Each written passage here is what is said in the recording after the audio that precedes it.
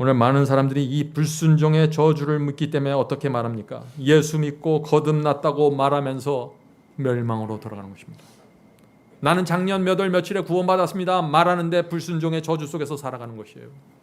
지금 기독교 전체에서 무서운 일이 벌어지고 있습니다. 여러분들 그 모습을 보셔야 됩니다.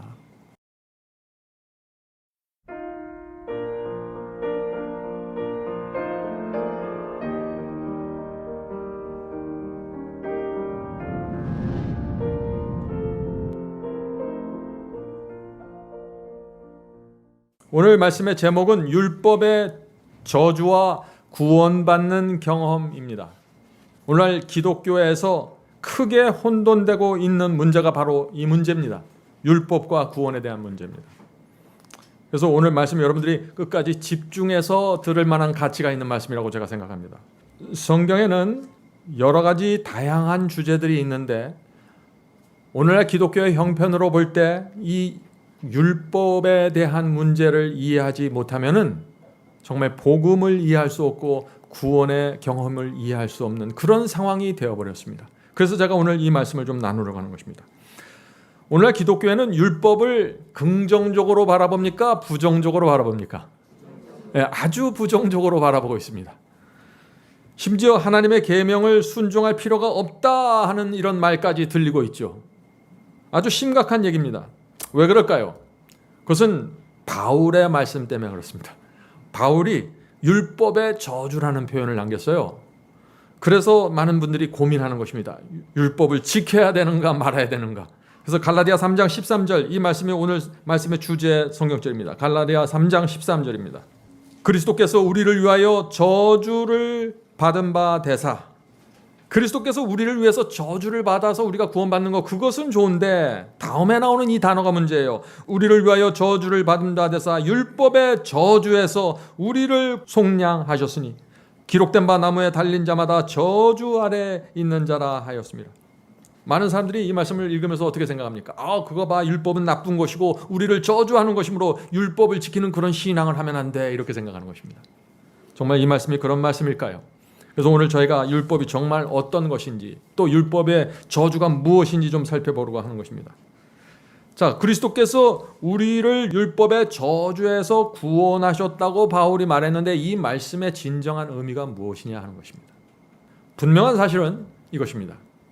주님을 믿는다고 모든 사람들이 구원받는 것은 아니라는 것이죠. 그래서 어떤 사람들은 주님을 믿지만 율법의 저주를 받아서 멸망당하는 사람들이 생기는 것이고 또 어떤 사람들은 주님을 통해서 율법의 저주에서 구원받는 사람들이 생기는 것입니다. 교회 안에 두 무리가 있는 것입니다. 알곡이 있고 가라지가 있는 것처럼 양이 있고 염소가 있는 것처럼 율법의 저주를 받는 자들이 있고 율법의 저주를 벗어나서 해방되는 사람들이 있습니다. 자, 그래서 이 문제가 중요한 것이죠. 자, 그래서 율법의 저주를 받는다 하는 이 말씀의 의미가 무엇인가? 중요한 질문입니다. 자, 율법의 저주가 무엇인지를 알려면은 나를 그렇게 저주하는 율법의 종류가 있다는 사실을 알아야 됩니다. 율법의 종류가 있어요. 그래서 그 많은 종류들 중에 어떤 율법이 나를 정죄하고 나를 저주하는지 알아야 된다 하는 것이죠. 성경에서 율법이라고 할 때 몇 종류가 있는데 오늘 우리가 살펴보려고 하는 것은 십계명과 의식법입니다. 골로새서에 나온 말씀에 의하면 의문의 율법이죠. 바울이 편지서에서 결코 따라가지 말라고 반대하고 금지했던 법은 어떤 법입니까? 의식법. 자, 의식법이 무엇인가요? 할례와 절기와 양잡아 제사 드리는 의식들. 이것을 모세가 기록했는데 이것을 의식법이라고 얘기하는 것입니다. 자, 유대인들은 수천 년 동안 이 의식법의 절차와 예식을 통해서 죄를 사함받았죠. 그리고 구원을 경험하고 구원받았습니다. 그런데 바울은 왜 이 의식법을 더 이상 지키지 말라고 금지시켰을까요? 왜냐하면 예수께서 십자가에 돌아가셨을 때 그것은 구약 성소 시대에 있었던 그 제사 제도의 끝을 의미하는 것이기 때문입니다. 자, 왜 그럴까요? 예수께서 십자가에 돌아가실 때 하나님께서 이 제사 제도의 종말을 고하는 놀라운 사건을 하나 보여주셨어요. 그것이 무엇입니까? 성소에서 휘장이 둘로 찢어지는 일이 생겼죠. 자, 그 말씀이 어디에 있나요? 마태복음 27장에 나옵니다. 마태복음 27장 50절 51절.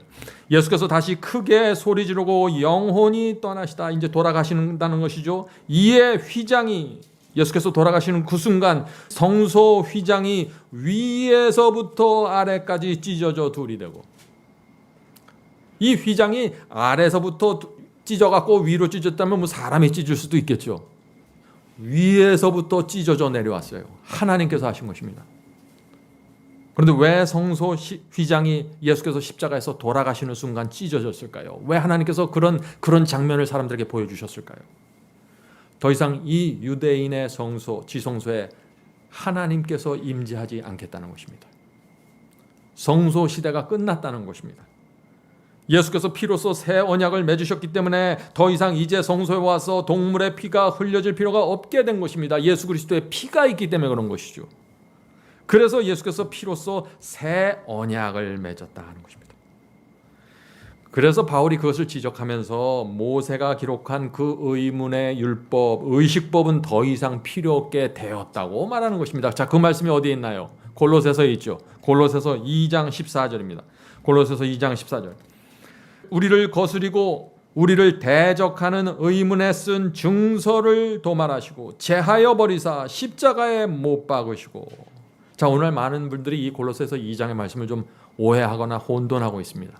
자, 어떻게 오해하시나요? 많은 분들이 이 말씀을 지적하면서 구약시대 모든 율법이 십자가에서 폐지되고 도말되었다고 그렇게 생각하는 것입니다. 정말 그럴까요? 아닙니다. 십자가에서 폐지된 율법이 있고 폐지되지 않은 율법이 있다는 걸 우리가 알아야 되는 것입니다. 많은 분들이 이것을 놓치고 있죠. 성도 여러분, 십자가에서 그러면 폐지된 율법이 무엇입니까? 그것이 의식법이죠. 제사제도와 할례를 규정한 의문의 율법입니다. 그러면 폐지되지 않은 율법이 있는데 그것이 무엇인가요? 그것이 바로 십계명입니다. 자, 이 둘을 혼돈하면 참 심각한 문제에 빠지죠. 어떤 문제에 빠질까요? 폐지된 율법을 열심히 지키는 사람들이 생기게 돼요. 오늘날 그런 사람들이 있죠. 기독교에 절기까지 지켜야 된다고 주장하는 분들 있잖아요. 의문의 율법은 지금 골로새서에서 십자가에서 폐지됐다고 했는데 그 폐지된 율법을 열심을 다해서 지키게 되는 것입니다. 왜요? 율법에 대한 오해가 생겼기 때문에 그렇습니다. 오해하면 어떻게? 폐지되지 않는 또 십계명을 또 폐지시켜버려요. 구약시대 율법이 내려오다가 십자가에 와서 폐지된 율법과 폐지되지 않는 율법으로 딱 나눠지면서 지금 가는 건데, 이것을 혼돈하기 때문에 지켜야 될 건 안 지키고 지키지 말아야 될 건 지키는 이런 문제가 생겼다 하는 것입니다. 이해하시겠습니까? 네. 그래서 바울의 서신서에서 율법에 대해서 말할 때 그가 폐지된 율법을 말하고 있는지 폐지되지 않은 율법을 말하고 있는지 구분해서 읽는 것은 중요하다는 것이죠. 자, 그러면 이제부터 모세가 기록한 이 의문의 율법, 의식법과 십계명이 어떻게 다른지 좀 살펴보도록 하겠습니다. 전혀 다른 것입니다. 자, 의문의 율법과 십계명은 그 법이 주어진 목적과 이유와 내용과 기록하신 분과 보관하는 장소와 모든 것이 다릅니다. 십계명은 누가 기록하셨습니까? 하나님께서 당신의 손으로 두 돌비에 기록하셨죠. 십계명은 도덕법입니다. 인간의 양심을 지배하는 법입니다. 그래서 십자가에서 폐지될 수 없는 것이에요. 하나님께서는 십계명을 지성소 어디에 보관하라고 그랬어요? 법궤 안에다가 보관하라고 그랬습니다. 자, 의문의 율법, 이 의식법은 모세가 절기들과 성소 의식에 대해서 기록한 법인데 이 법은 어디에 기록되어 있어요? 두루마기에 기록됐습니다. 두루마리에. 예? 하나님께서 그것을 지성소 어디에 두라고 그러셨어요? 법궤 밖에 두라고 그랬습니다. 그래서 장소와 내용과 다 달라요, 이게. 야고보는 이 십계명을 뭐라고 불렀죠? 최고의 법이라고 불렀습니다. 그런데 바울은 골로새서 2장에서 이 의문의 율법을 어떻게 뭐라고 불렀어요? 십자가에서 도말되고 폐해졌다고 말하는 것입니다. 그래서 이 의문의 율법과 십계명은 전혀 다른 법입니다. 그래서 이것을 혼돈할 때 완전히 복음을 오해하게 되는 것이죠. 자, 이제 십계명과 의문의 율법이 어떻게 다르다는 걸 여러분들이 이해하셨습니까? 네. 자, 또 바울은 이 십자가에서 폐지된 이 의문의 증서, 의식법을 가리켜서 그림자라고 불렀습니다. 왜 의식법을 그림자라고 했을까요? 그림자가 있다는 것은 무엇을 뜻하는 것입니까? 그림자가 있다는 것은 그림자를 만드는 원형이 있다는 것입니다.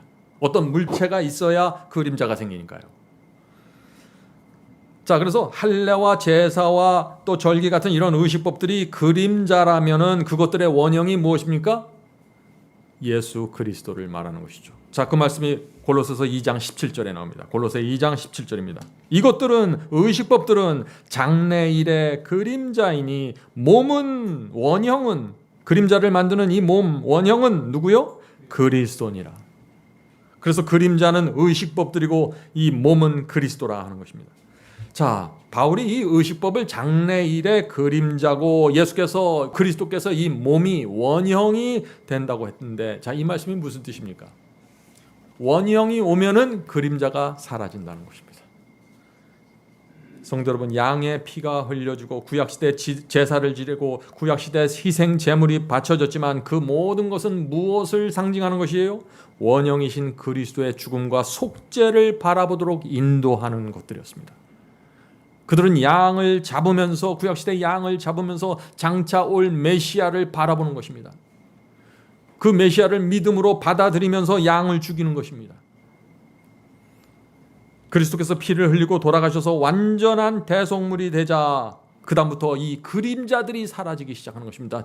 할례가 필요 없게 됐고 절기와 양들을 잡아서 제사드리는 모든 의식들이 더 이상 필요 없게 된 것이죠. 그래서 여러분들이 오늘날 교회에 올 때 또 양을 잡지 않잖아요. 성소에 가서 무슨 의식을 하지 않잖아요. 왜 그래요? 그림자에서 폐지됐기 때문에 그런 것입니다. 자, 이제 질문을 제가 하나 드리겠습니다. 자, 그렇다면 오늘날 기독교에서 왜 율법을 지킬 필요가 없다는 복음이 크게 퍼져나가고 있습니까? 왜 많은 목회자들이 계명은 십자가에서 패해졌으므로 더 이상 지킬 필요가 없다는 설교를 하고 있습니까? 왜 그럴까요? 이제 여러분들 그 사실을 알 것입니다. 왜냐하면 의문의 율법과 십계명을 구분하지 못하니까 다 통틀어서 그냥 얘기하는 것이에요.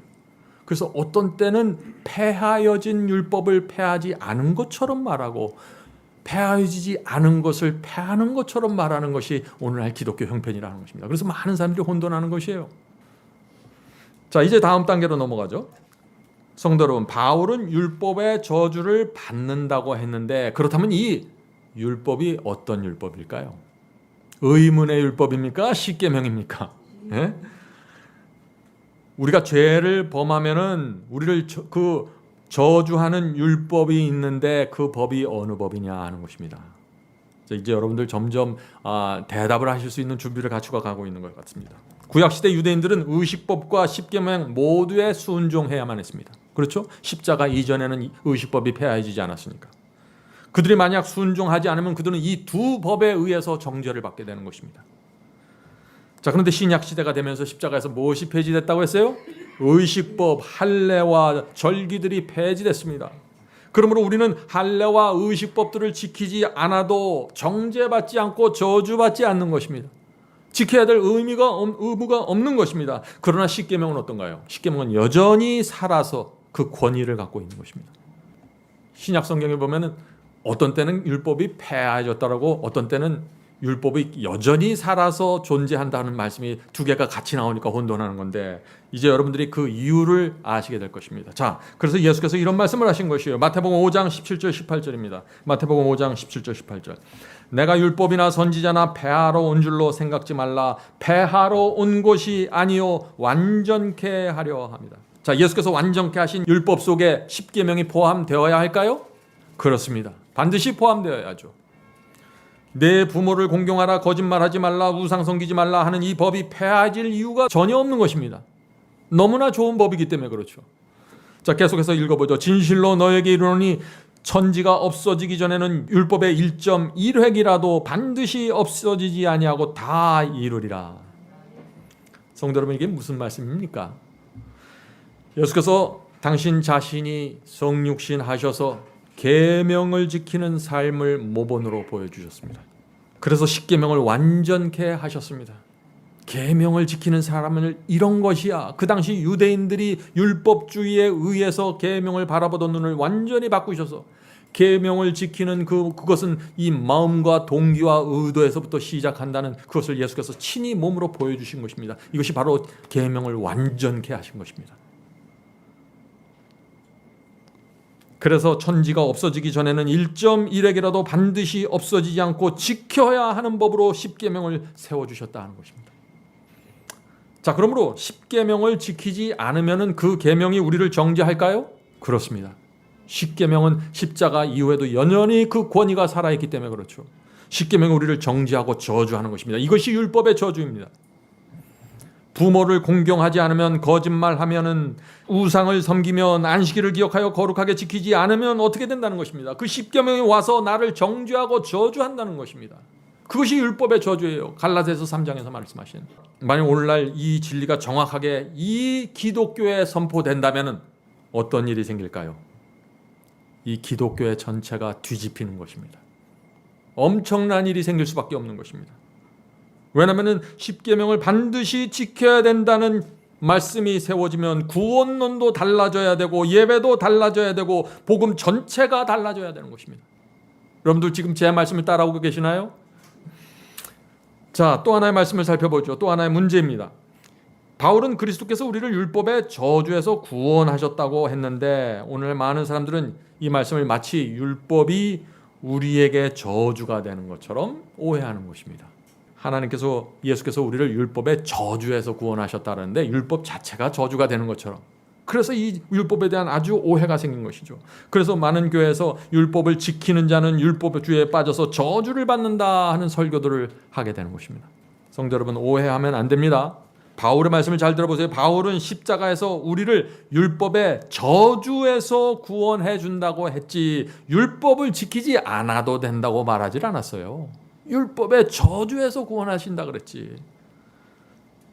십자가는 우리를 율법의 저주에서 구원하는 것이지 율법을 지키지 않아도 된다고 말하는 것이 아니에요. 율법에 대한 계명에 대한 의무에서 해방시켜 주는 것이 아닙니다. 십자가에서 예수께서 돌아가셨다고 해서 거짓말해도 되나요?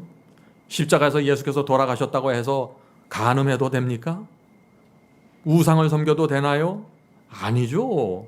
십자가를 정말 알고 그분의 사랑에 감동받으면 그런 것들을 안 하게 되는 것이죠. 십자가를 통해서 계명을 지킬 수 있는 마음을 받게 되는 것입니다. 자연히. 그러므로 정확하게 말하면 율법을 지키지 않는 사람이 저주받는 것이고 율법을 지킨 사람이 저주받는 것이 아니에요. 이해하시겠습니까? 예. 자, 부모를 공경하지 않으면, 거짓말을 하면, 우상을 섬기면 어떻게 됩니까? 십계명이 와서 저에게 너는 죄를 범했다고 정죄하는 것입니다. 성령께서 제 가슴 속에, 양심 속에 말해주시는 것입니다. 그러면서 죄의 값은 사망이고 멸망이라고 저주하는 것입니다. 이것이 율법의 저주입니다. 그리스도의 피가 바로 이 저주에서 우리를 건져내신다는 것입니다. 어떻게 해요? 우리가 범한 죄를 놓고 주 앞에 나가, 주님, 제가 오늘 이 계명을 범했습니다. 저를 용서하여 주시옵소서. 당신의 피로 죄를 사하여 주시고 이 율법의 저주에서 저를 구원하여 주시옵소서. 이것이 바울이 갈라디아 3장에서 말한 그리스도께서 우리를 율법의 저주에서 구원하신다는 의미입니다. 얼마나 아름다운 복음입니까? 성도 여러분, 이것이 그리스도의 십자가의 놀라운 은혜이고 공로인 것입니다. 십자가의 피와 은혜가 아니면 누구도 무엇도 이 율법의 저주에서 빼낼 수가 없는 것입니다. 그러므로 우리가 하나님의 계명을 범하면 어떻게 될까요? 그리스도께 달려가야 되죠.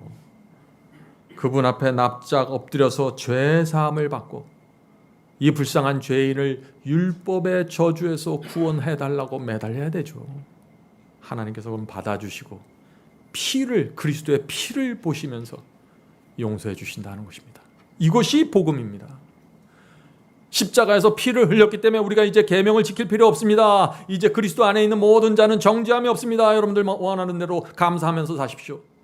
계명을 범하든지 범하지 않든지 그것은 우리의 구원과 아무런 상관이 없습니다. 이것이 거짓 복음이에요.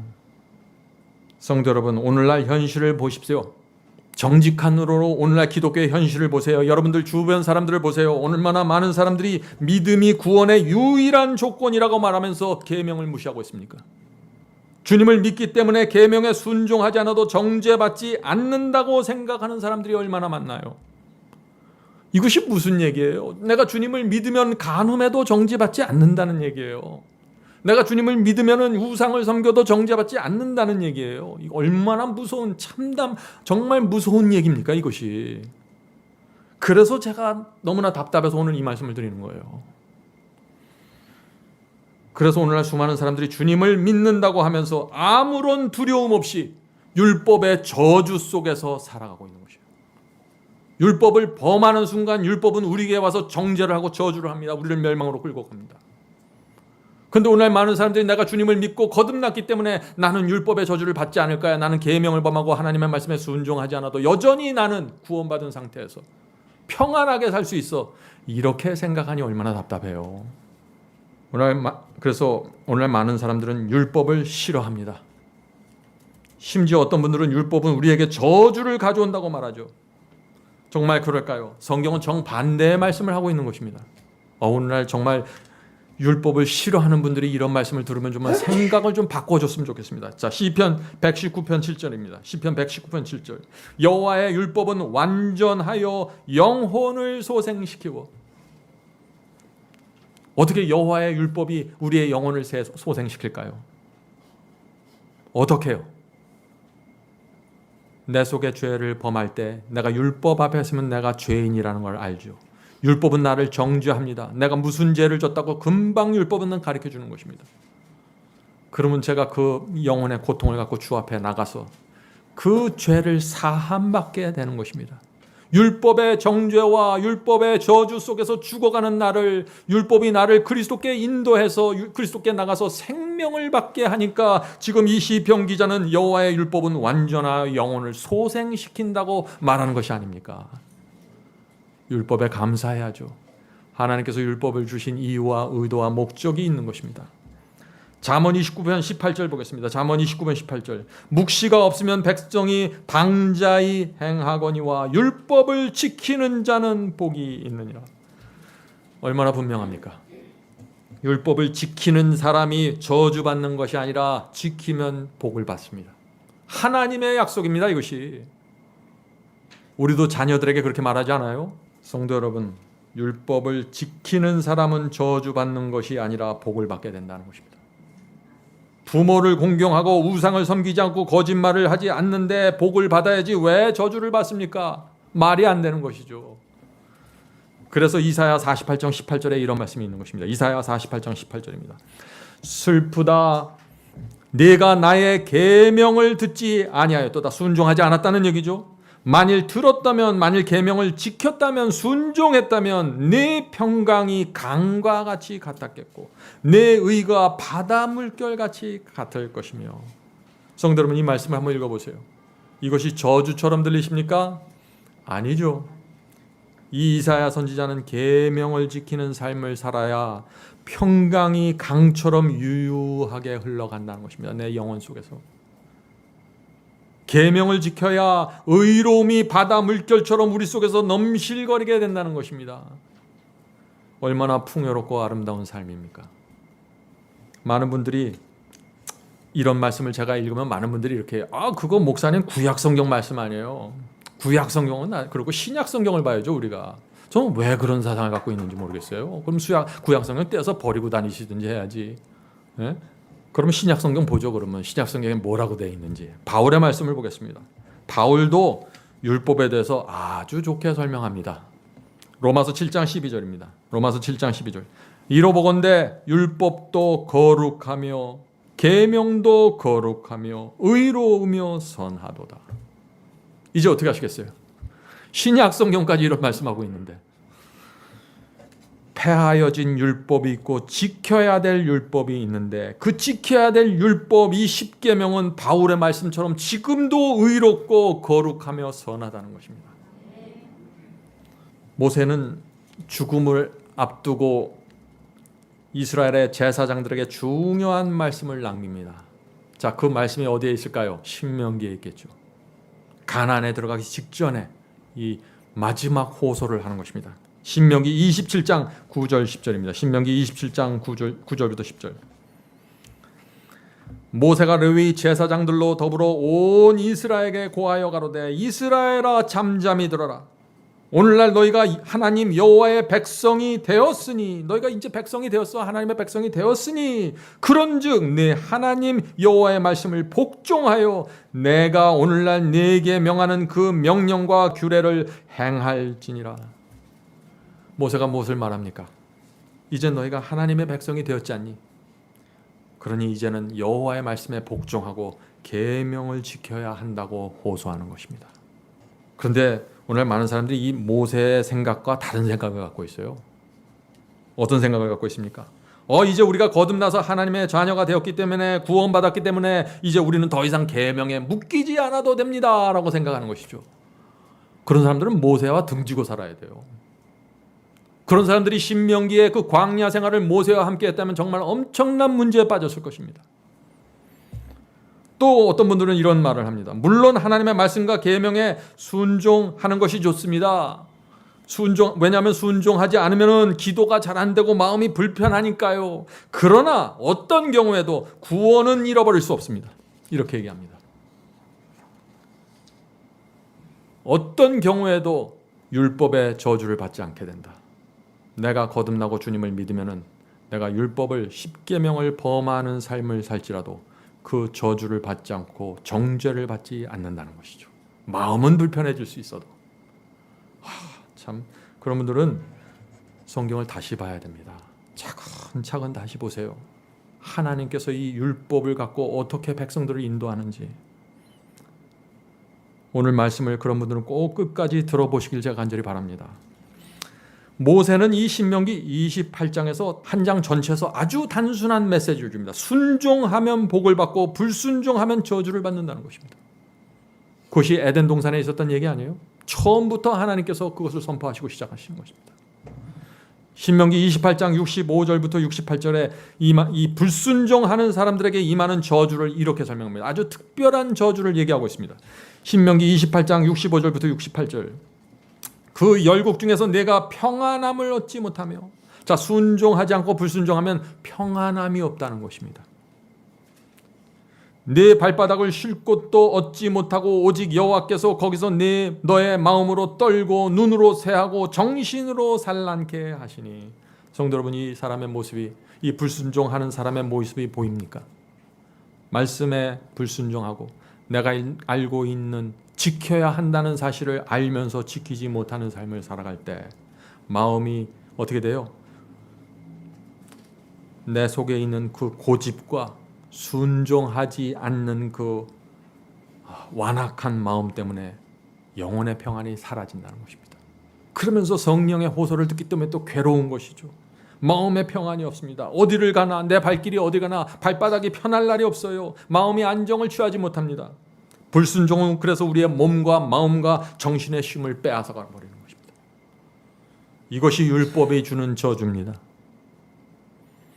66절 보겠습니다. 내 생명이 의심나는 곳에 달린 것 같아서 주야로 두려워하며 내 생명을 확신할 수 없을 것입니다. 불순종하는 사람들이 어떻게 돼요? 불순종하는 사람들은 사고나 사망이나 질병이 날 때 두려워합니다. 불안해합니다. 왜 그럴까요? 내가 주의 말씀에 순종하고 있지 않다는 사실을 알기 때문이죠. 내가 성령의 음성을 외면한다는 사실을 알기 때문에 두려워하는 것입니다. 제가 한 번은 비행기를 타고 미국을 가는데요. 그때 갑자기 에어파켓이나 어떤 바람의 기류가 변하면서 이 비행기가 심하게 요동쳤어요. 그랬더니 그 비행기에 있는 사람들이 딱 두 무리로 나눠지더라고요. 불안해하는 사람과 조용히 기도하는 사람들로. 왜 그럴까요? 불순종의 저주입니다. 자, 계속해서 68절에도 두려운 말씀이 있습니다. 불순종하는 사람들에게 무슨 문제가 빠지는지 68절입니다. 하나님께서 너를 배에 실으시고 전에 내게 고하여 이르시기를 내가 다시는 그 길을 보지 아니하리라. 자, 이 말씀이 무슨 뜻입니까?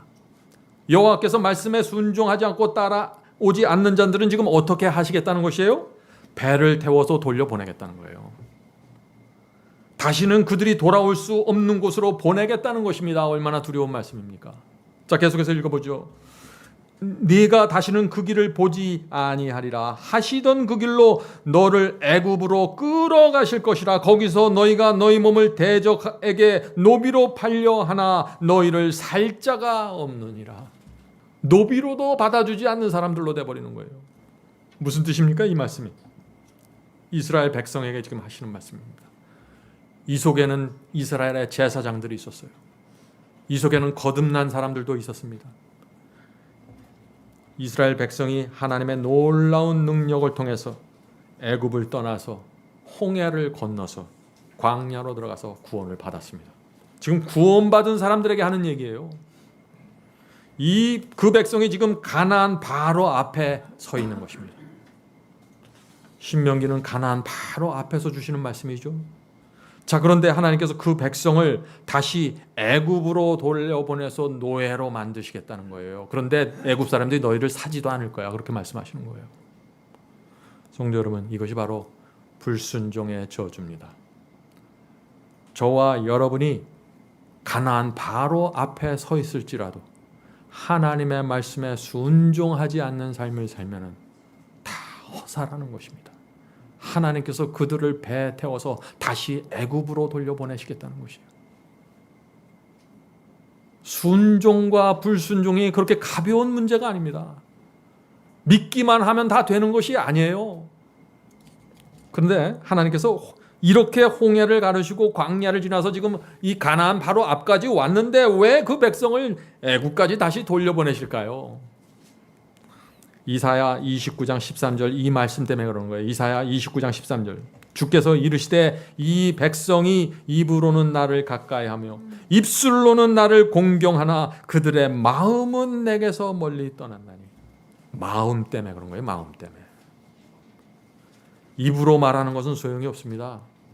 마음의 진실함이 중요한 것이죠. 마음의 진실하면 순종하게 되니까. 성도 여러분, 지금 제가 무엇을 말하는 것입니까? 홍해를 건너서 구원받은 사람도 광야를 지나 가나안 앞에 서 있는 사람일지라도 신앙이 입에서 끝나고 그 마음이 순종으로 이어지지 않으면 다시 애굽으로 돌아가서 노예로 팔린다는 것입니다. 이것이 불순종의 저주입니다. 누가 한번 구원받으면 영원히 구원이 개런티 된다고 말하나요? 성경 어디에도 그런 말씀은 없는 것입니다. 오늘 많은 사람들이 이 불순종의 저주를 묻기 때문에 어떻게 말합니까? 예수 믿고 거듭났다고 말하면서 멸망으로 돌아가는 것입니다. 나는 작년 몇 월 며칠에 구원받았습니다 말하는데 불순종의 저주 속에서 살아가는 것이에요. 지금 기독교 전체에서 무서운 일이 벌어지고 있습니다. 여러분들 그 모습을 보셔야 됩니다. 자, 이 성도 여러분, 이 불순종의 저주는 실제적으로 우리의 삶에 나타납니다. 자, 어떤 모습으로 나타나게 될까요? 순종하지 않잖아요. 순종하지 않으면은 우리의 몸과 마음이 병들어가기 시작합니다. 왜 그럴까요? 진리가 무엇인지 알지만 내 마음이 성령과 대적해서 계속해서 싸우기 때문에 힘이 든 것입니다. 정신적으로, 영적으로, 이 육체적으로 참 어렵게 되는 것입니다. 혹시 여러분들 양심의 가책을 느끼십니까? 잘 생각해 보세요. 불순종의 문제일 수가 있는 것입니다. 혹시 여러분들 구원을 잃어버린 것 같은 불안감 속에서 살아가시나요? 불순종의 문제가 깊이 개여되어 있을 것입니다. 영혼의 평안이 없습니까? 불순종의 문제입니다. 열심히 선을 베풀고 전도하는데 이상하게 자꾸 정죄를 받는 느낌이 드나요? 불순종의 문제가 있는 것입니다. 하나님의 말씀에 순종하지 않으면서 떡을 돌리고 선교를 하고 책을 돌리는 것입니다. 저는 그런 분들을 많이 봤습니다. 주님을 영접했는데 믿음에 대한 확신이 없습니까? 불순종의 문제입니다. 성령께서 여러분 마음속에 확신을 주질 못하는 것이에요. 이유 없이 마음이 괴롭고 불편하십니까? 이런 분들은 혹시 내가 알면서 순종하고 있는 것이 없는지 살펴보아야 합니다. 그런 것들이 없는데 괜히 마음이 불편하다. 그럴 때는 믿음으로 하나님께 나가서 도움을 구하십시오. 그것은 죄와 상관없이 이루는 단순한 감정의 어두움이기 때문에 그런 것입니다. 성도 여러분, 아무리 나는 구원받았다고 고백할지라도 불순종은 실제적으로 내 영과 혼과 몸 전체에 영향을 주면서 무너뜨려가는 것입니다. 내가 말하고 고백하는 건 상관없이 이것은 실제적으로 내 정신 속에서 양심 속에서 이루어지는 거기 때문에 결국은 나에게 큰 해를 끼친다는 것이죠. 성도 여러분, 이 모세는 광야 생활을 하면서 계속해서 애굽에서 나올 때부터 계속해서 이 이스라엘 백성들에게 두 가지 선택을 주면서 그들을 이끌어 왔어요. 애굽을 떠날 것인가 말 것인가 당신들이 결정해라. 홍해를 건널 것인지 말 것인지 당신들이 결정하십시오. 만나가 내려오는데 먹을 것인지 말 것인지 결정하십시오. 금송아 세워질 때 당신들이 결정하십시오. 세울 것인지 말 것인지. 계속해서 두 가지 선택을 주었습니다. 그것은 순종과 불순종의 선택이었죠. 그래서 이 이스라엘 백성들은 계속해서 광야를 지나면서 순종의 복과 불순종의 저주를 선택하면서 계속 한 발 한 발 가는 것입니다. 이것이 이스라엘 역사 아닙니까? 이것이 광야 생활이었고, 그래서 날마다 그들은 복과 저주를 선택하면서 살았던 것입니다. 그래서 신명기 28장에서 가나안 바로 앞에서 모세가 죽기 전에 다시 한번 이 복과 저주를 얘기하는 것이죠. 저와 여러분도 마찬가지입니다. 날마다 둘 중에 하나를 선택하면서 살아가는 것입니다. 우리 속에서 육체의 충동이 올 때 여러분 선택하셔야 돼요. 내가 이 충동대로 내 감정을 부리고, 내가 충동대로 돈을 사랑하고, 내 충동대로 저 사람과 싸우고, 충동대로 원수를 갚을 것인지, 아니면 내가 주의 성령을 붙잡고 복의 길로 갈 것인지. 중요한 얘기입니다. 자, 이제 질문 하나 드리겠습니다. 왜 순종하면 복을 받고 불순종하면 저주를 받게 될까요? 하나님께서는 우리를 기복신앙으로 사람들을 끌어모아서 이끌어가는 분이 아닌 것을 우리가 아는데 왜 순종하는 사람들만 구원받게 됩니까? 하는 질문입니다.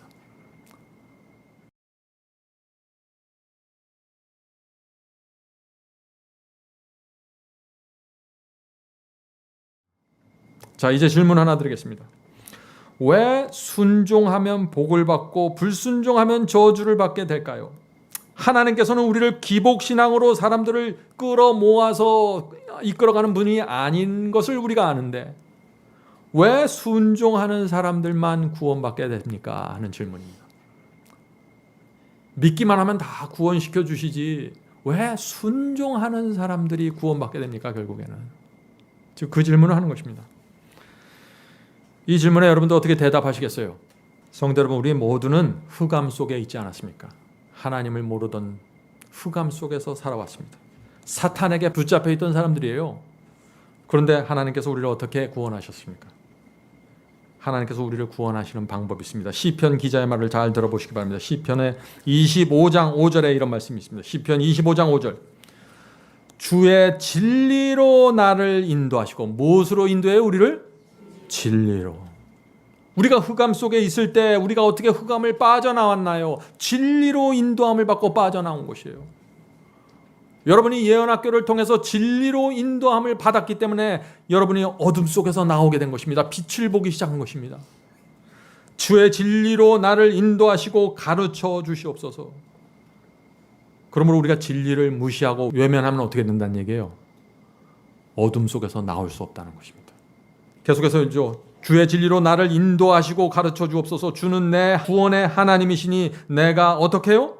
종일 주를 기다리나이다. 얼마나 아름다운 성도의 모습입니까? 성도 여러분, 이것이 우리의 간증이 되어야 합니다. 주의 진리로 인도받기 위해서 종일 주를 기다리는 분들이 되셔야 되는 것이에요. 왜 종일 주를 기다릴까요? 그만큼 주님을 간절히 사모하는 것입니다. 그만큼 내가 진리를 원하는 것이에요. 그만큼 내가 의를 사모하는 것입니다. 지금 내가 처해 있는 암흑 속에서 나가고 싶어요. 그런데 이 속에서 꺼내줄 분은 주님밖에 없어요. 주께서 주시는 진리를 받아야 내가 지금 그 진리의 줄을 잡고 나가는 것입니다. 그래서 간절함이 필요한 것입니다.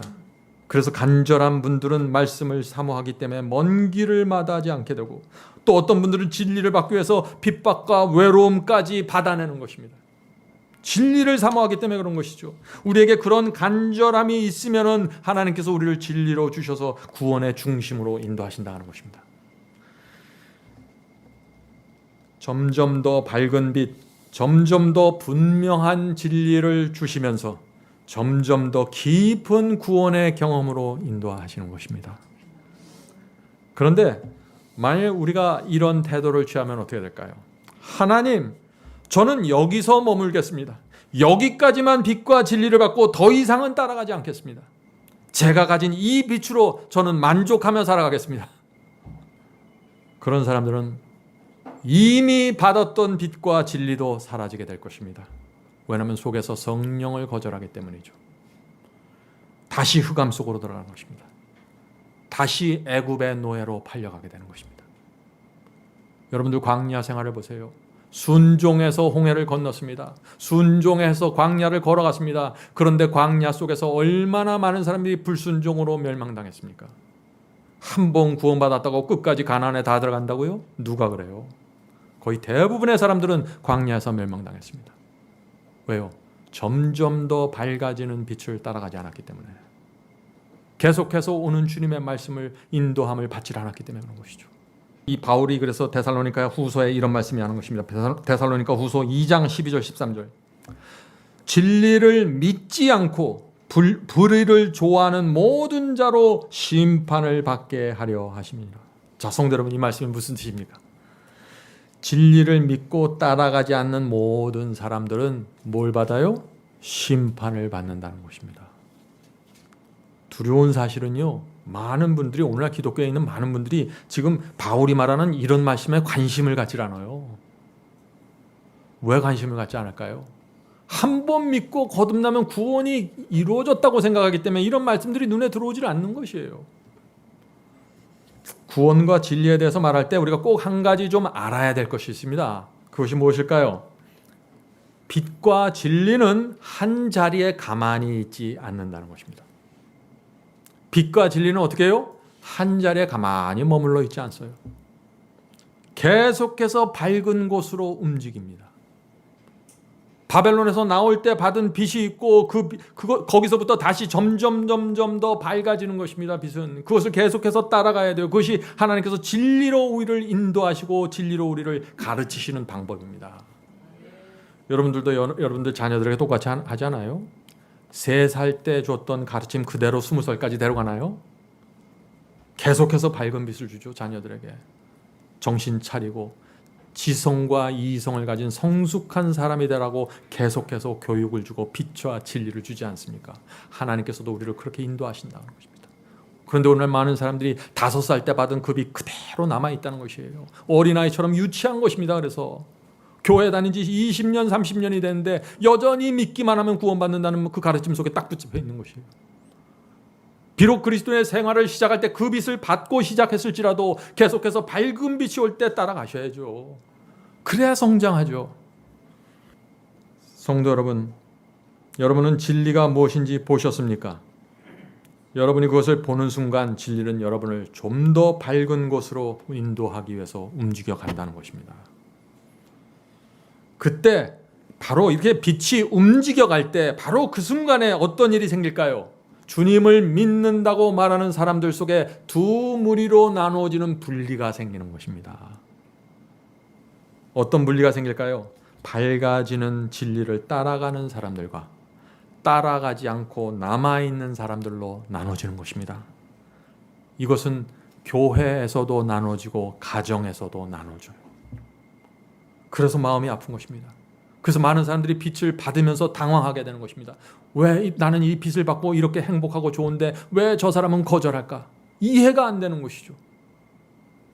빛이 오는 순간 심판이 이루어지는 것입니다. 그래서 받는 자와 거절하는 자. 자, 성도 여러분, 우리는 의인의 경험이 무엇인지 정확하게 알아야 됩니다. 의인이 어떤 경험을 통과하는지. 자, 그 말씀이 어디 있나요? 잠언서 4장 18절 19절에 있습니다. 여러분들이 이 말씀을 잘 아실 것입니다. 잠언서 4장 18절 19절.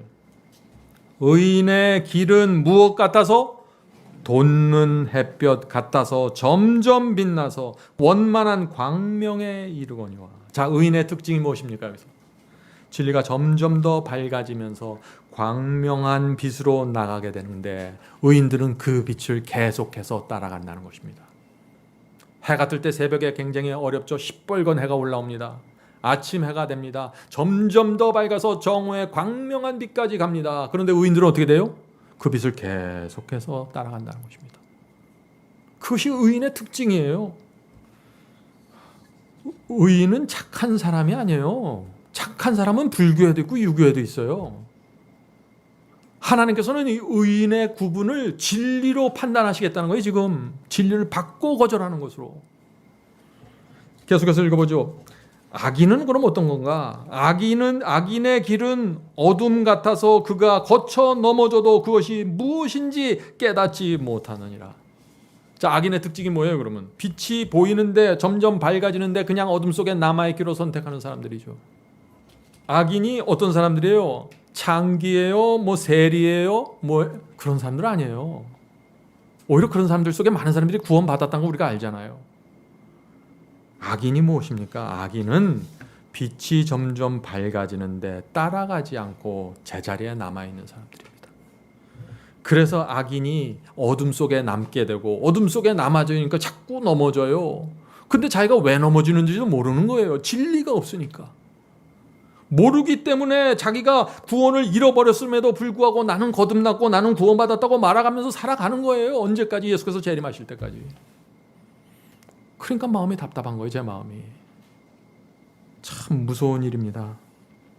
성도 여러분, 마지막 시대도 마찬가지입니다. 성경은 마지막 시대의 의인을 14만 4천이라고 부르죠. 14만 4천인도 빛을 따라 움직이는 사람들이에요. 자, 이렇게 되어 있어요. 계시록 14장 4절. 계시록 14장 4절. 이 사람들은 14만 4천입니다.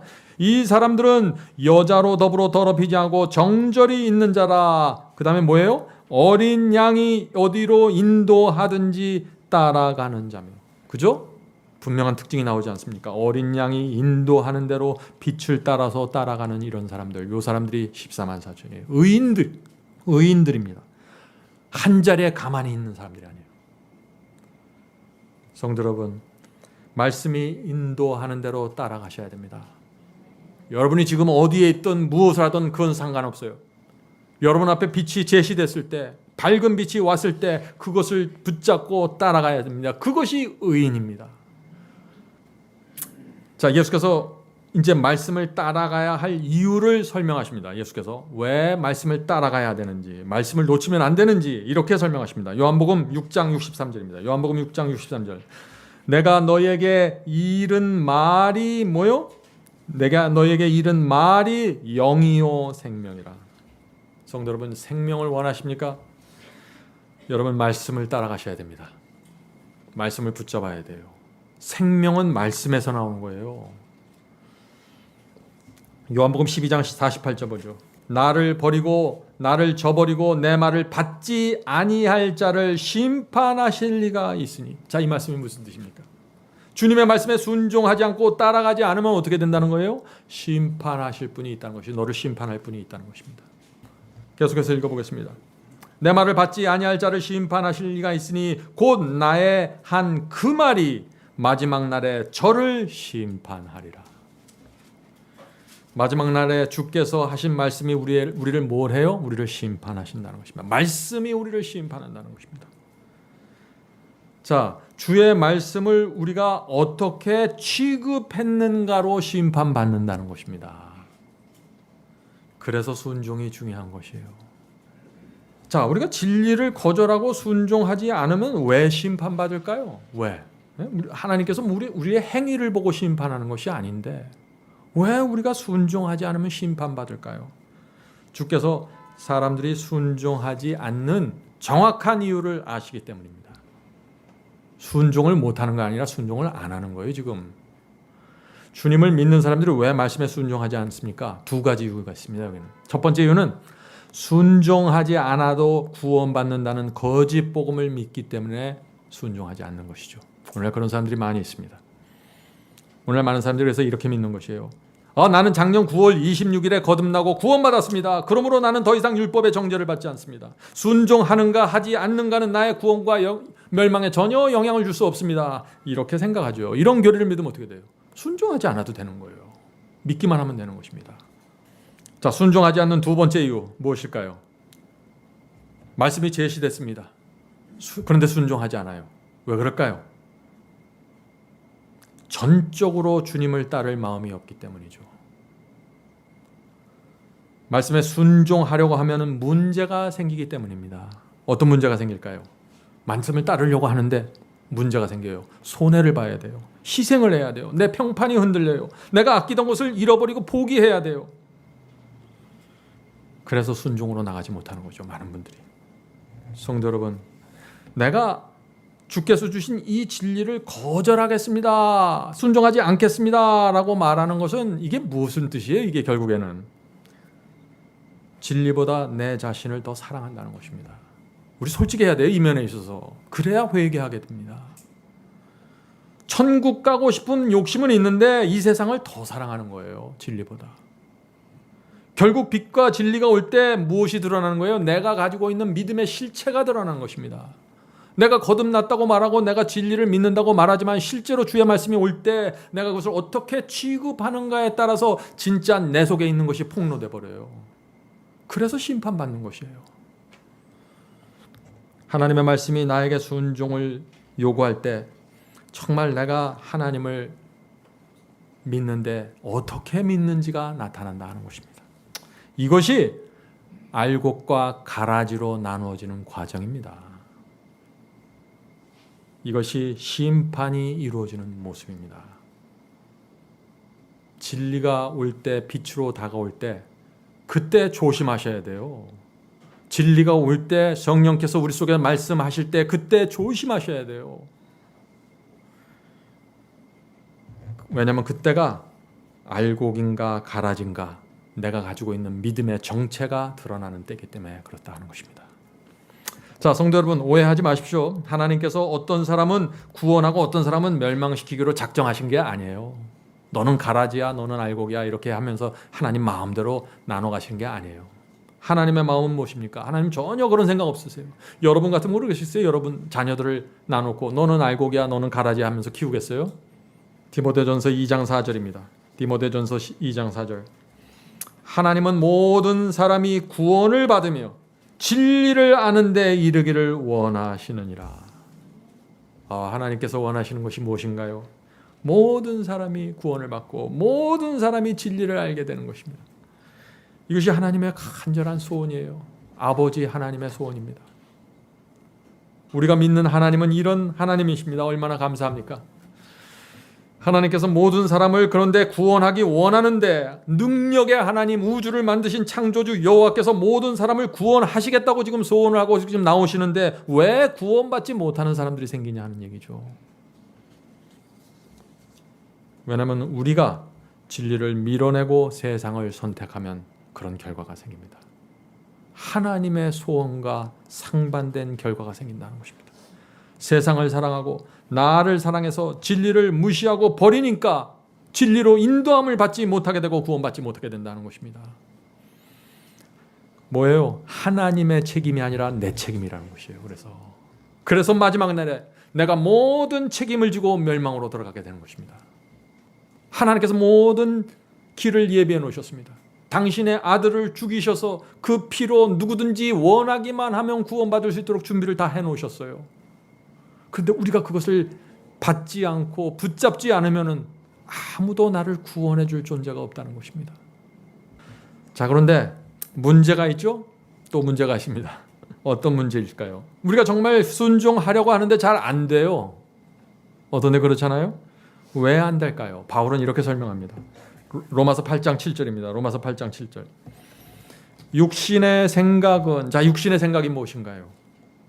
우리 육체 속에서 올라오는 생각입니다. 우리의 육체 속에서 올라오는 감정입니다. 육체 속에서 올라오는 충동이에요. 육신의 생각 때문에 문제가 생기는 것입니다. 육신의 생각은 하나님과 원수가 되나니 이는 하나님의 법, 즉 계명을 말하는 것이죠. 하나님의 계명에 굴복치 아니할 뿐 아니라 할 수도 없습니다. 여기에 문제가 있다는 것입니다. 우리의 타고난 본성은, 우리가 물려받은 본성은 계명을 지킬 수 없는 본성을 갖고 있는 것입니다. 그래서 예수께서 말씀과 성령으로 다시 태어나야 된다고 말씀하시는 것입니다. 다시 태어나야 돼요. 그래서 성경에 거듭남이 있는 것입니다. 새 마음을 받으라고 하는 말씀이 바로 거기에 있는 것이에요.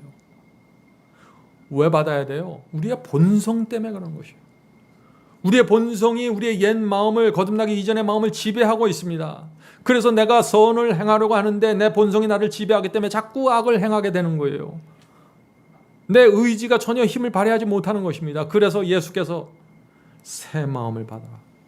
너희 가운데 이 마음을 품으라. 이는 곧 그리스도 예수의 마음이니. 그 마음을 품어야 본성의 지배에 끌려다니지 않는다는 것입니다. 새 마음을 받아야 되죠. 완악한 고집이 무너져야 합니다. 자존심이 깨져야 돼요. 하나님의 말씀에 어린아이처럼 순종하는 성도로 다시 태어나야 하는 것입니다. 성도 여러분, 율법의 저주에서 구원받는다는 것이 무엇입니까?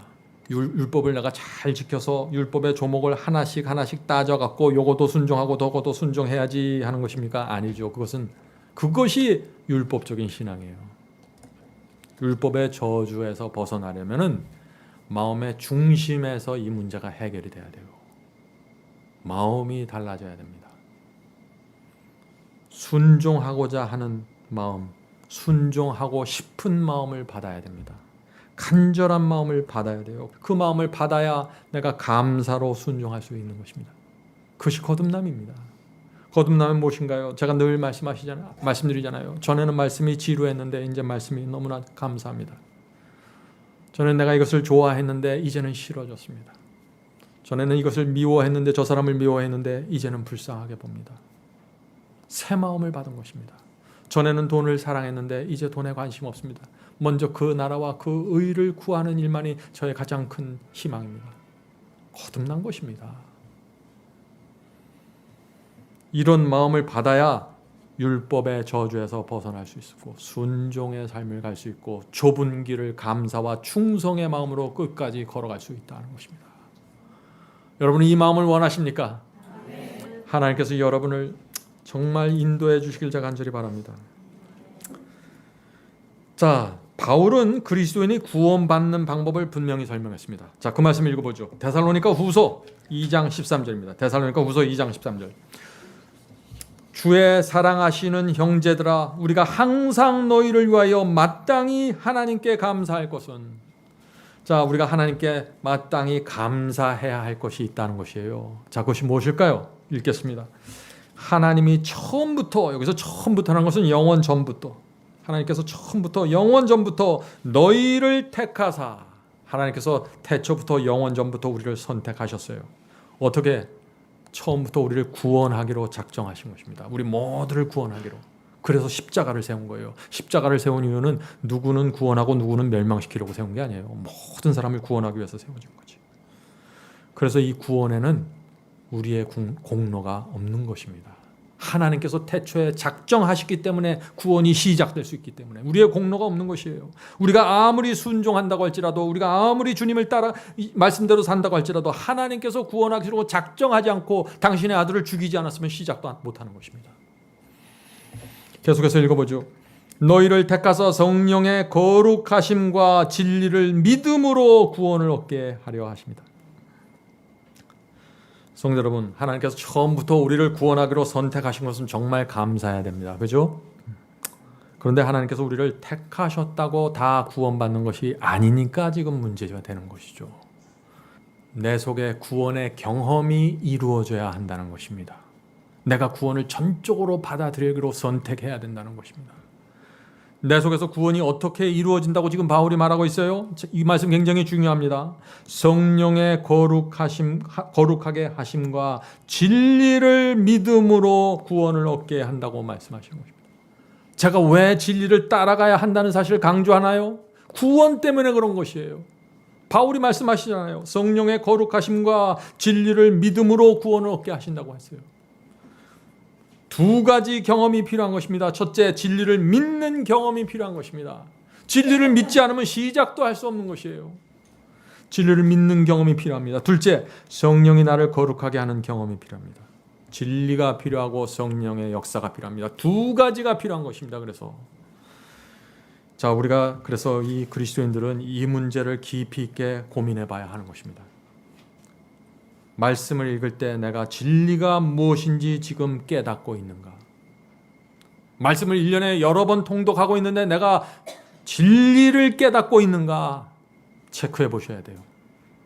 말씀을 읽을 때 내 마음에 성령께서 역사하고 있는가 체크해 보셔야 돼요. 왜요? 바울이 구원은 두 가지로 이루어집니다. 진리와 성령의 역사. 성경 말씀을 읽을 때 항상 진리를 깨닫고 그 빛을 받으셔야 되고 성령의 역사와 함께 이게 가야 된다는 것입니다. 그래야 구원이 이루어진다는 것입니다. 여러분은 말씀을 읽을 때 그래서 죄를 버리고 회개하는 심령이 생기십니까? 이게 진리와 성령으로 구원받는 경험입니다. 말씀을 읽을 때 내 뜻을 버리고 주님의 뜻을 붙잡는 역사가 일어납니까? 이것이 진리와 성령으로 구원받는 경험입니다. 말씀을 읽을 때 죄를 버리고 성령의 음성에 굴복합니까? 이것이 구원의 경험이에요.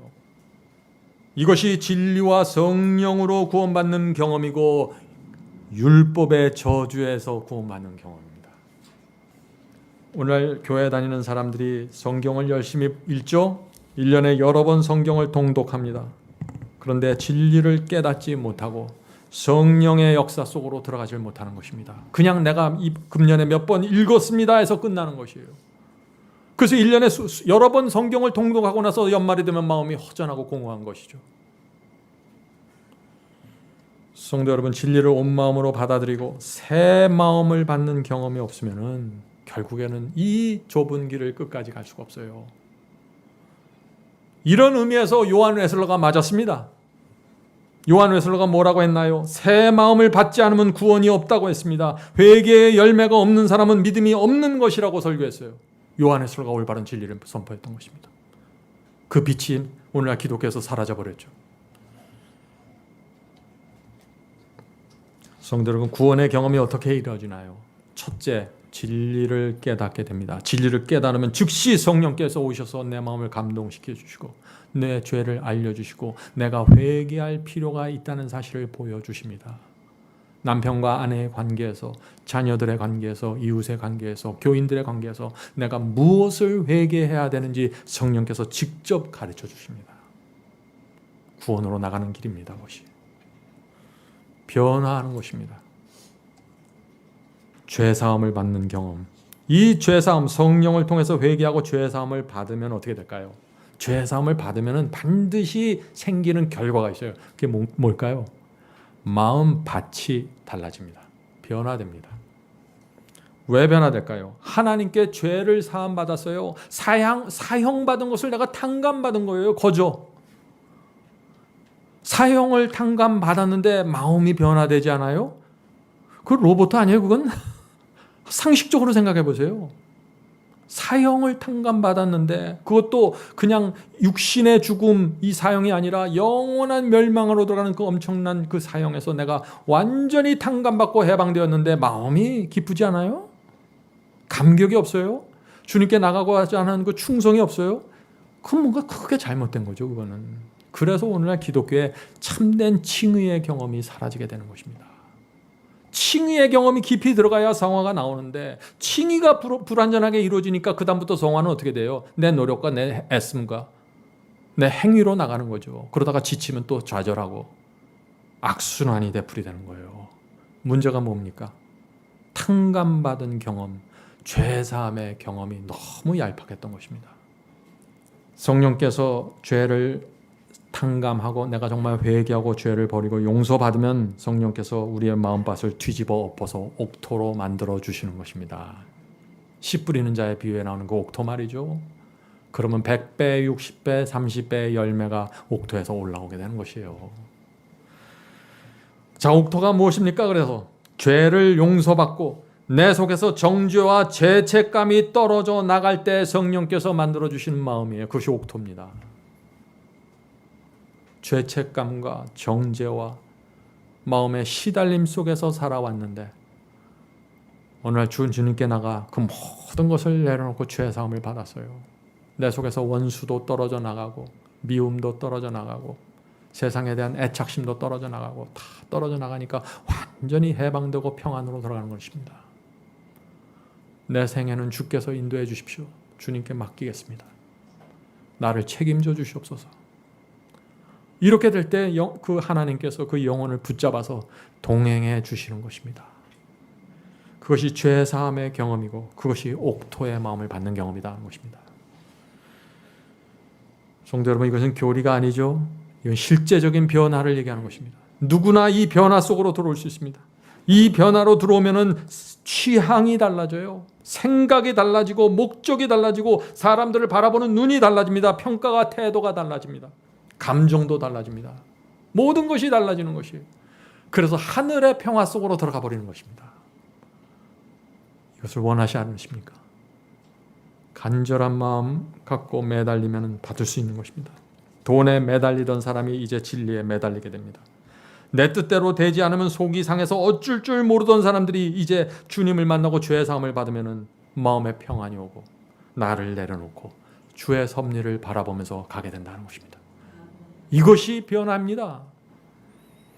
이것이 진리와 성령의 역사로 구원받는 경험입니다.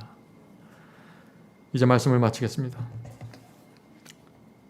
성도 여러분, 우리 모두 예수님을 바라보게 되길 제가 간절히 바랍니다. 오늘 제가 율법에 대해서 얘기하고 순종에 대해서 얘기를 많이 했죠. 근데 이 모든 것은 예수님을 통해서 이루어지는 결과들입니다. 예수님을 옆에다 밀어놓고 내가 이런 것들을 만들어갈 수가 없다는 것이에요. 유대 제사장들과 백성들은 예수님을 죽이려고 하고 하나님의 율법을 건방지게 보일 정도로 무시했습니다. 그러나 예수께서는 어떤 분입니까? 그들을 여전히 불쌍히 여기셨고 동정하셨습니다. 여기에 우리의 희망이 있는 것입니다. 여러분들이 지난 생애 동안 어떻게 살아왔든지 간에, 지금 여러분들이 어떤 문제에 있든지 간에 이제 하나님의 동정과 불쌍히 여기심에 의지하십시오. 교만한 사람은, 어떤 교만한 사람은 나는 동정이 필요 없습니다, 난 내 힘으로 살겠습니다 말할지 모르지만 예수께서 불쌍히 여겨주시는데 희망이 시작되는 것입니다. 그것이 없으면 아무도 구원받을 수 없어요. 우리의 순종 때문에 구원받는 것이 아니에요. 예수님의 희생과 사랑과 동정 때문에 우리가 구원받게 되는 것입니다. 만약 예수께서 율법의 그 끔찍한 저주를 온몸으로 느끼면서 십자가에서 피를 마지막 한 방울까지 흘리면서 끝까지 매달려 있지 않았다면 저와 여러분의 순종과 굴복과 희생과 모든 것이 다 의미가 없는 것입니다. 예수께서 십자가에서 우리가 범한 이 죄의 값을 모두 갚아주지 않았다면 단 하나의 죄도 용서받을 수 없습니다. 구원은 이루어질 수 없는 것이죠. 성도 여러분, 예수께서 십자가에서 모든 것을 이루셨다고 하죠. 거기서 끝났나요, 그러면? 아닙니다. 예수님은 지금 쉬고 있는 것이 아니에요. 십자가에서 피를 흘리고 돌아가시고 3일 만에 부활하셔서 하늘 성소에 올라가셨습니다. 거기서 지금 하나님 앞에 나가서 중보하시는 것입니다. 피 묻은 손을 올리면서 우리가 기도할 때마다 하나님 앞에 나가서 하늘에 계신 아버지, 지금 이 성도의 죄를 용서하여 주시옵소서. 하나님께서 내 피를 보시고 이 죄인의 죄를 용서하여 주시옵소서. 이런 중보의 사역이 지금 하늘에서 이루어지고 있지 않다면 저와 여러분 중 단 한 사람도 구원받을 수 없는 것입니다. 십자가에서 구원이 끝난 것이 아니에요. 하나님께서, 그리스도께서는 지금 쉬지 않고 날마다 계셔서 우리의 죄를 받아주시고 중보해 주시고 사해 주시는 것입니다. 그런 예수 그리스도의 공로가 없다면 우리 중 누구도 율법의 저주에서 빠져나갈 수 없는 것입니다. 그러므로 우리가 날마다 주 앞에 나가야 되는 것입니다. 바라보고 우리가 절망 속에 있을지라도 실망하지 말고 포기하지 말고 주님께 가십시오. 옛날 문둥병자들, 안진뱅이들이 수십 년 동안, 오랜 세월 동안 절망했습니다. 거의 포기할 뻔했죠. 그때 예수께서 만났죠. 다 고쳐줬습니다. 우리가 그런 심령으로 주 앞에 갈 때 치료해 주시고 우리를 살려주시는 것입니다. 성령께서 우리를 진리로 인도해 주시고 성령의 그 풍성한 은혜 속으로 인도해 주시길 제가 간절히 바랍니다. 하늘에 계신 저희들의 아버지, 하나님께서 저에게 진리를 보여주실 때 어린아이와 같은 단순한 심령으로 붙잡게 도와주시옵소서. 이 세상은 사라질 것이고 저희가 만지고 붙잡는 모든 것들도 다 허무하게 무너질 것들입니다. 영원히 남는 것은 저희의 신앙과 하나님의 말씀뿐이오니 저희가 이 세상의 환상 속에서 기만당하지 않도록 도와주시옵소서. 하늘에 계신 아버지, 저희가 진리를 간절한 마음으로 원합니다. 그렇게 할 때 성령께서 저희 속에 오셔서 저의 마음을 감동시켜 주시고 완악한 고집을 꺾게 도와주시옵소서. 목이 곧지 않도록 도와주시옵소서. 하나님 앞에 잘 익은 벼처럼 고개 숙일 수 있도록 도와주시옵소서. 하늘에 계신 아버지, 저희가 받은 이 진리 속에서 말라서 죽어가지 않도록 붙잡아 주시옵소서. 성령께서 저희의 마음에 감동하셔서 풍요로운 성품으로 발전될 수 있도록 인도해 주시옵소서. 하늘에 계신 아버지, 저희가 밝은 빛으로 가면 갈수록 저희가 성령의 풍요로움을 만날 수 있게 도와주시고 겸손함으로 주님께 나갈 수 있고 떨리는 손으로 천국 문을 붙잡는 자마다 하늘에서 문이 열리고 받아주신다는 그 진리를 저의 마음에 새겨주시옵소서. 모든 말씀 예수님의 이름으로 간절히 기도드립니다.